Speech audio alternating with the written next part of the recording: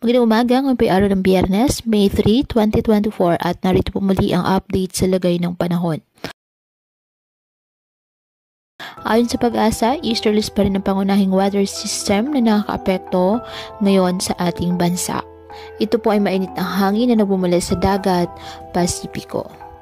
Walang bagyo o low pressure area na namamataan sa loob at labas ng ating PAR na maaaring makaapekto sa lagay ng ating panahon.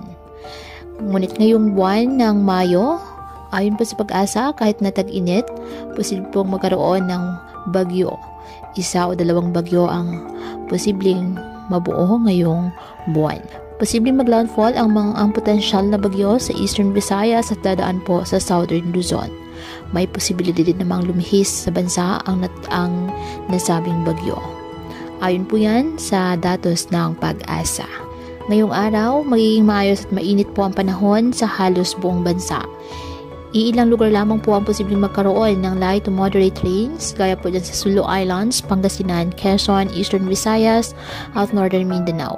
Kaya patuloy pa rin po natin na pinag-iingat ang ating mga kababayan sa banta pa rin ng mga posibleng pagbaha at pagguho ng lupa, lalo na kapag may malalakas na ulan. At ugaliin po na magdala palagi ng payong o kahit anong panangga sa ulan. Hindi ka naman po sa init ng araw kapag lalabas ng ating mga tahanan. At yan po muna ang update sa lagay ng panahon ngayong araw.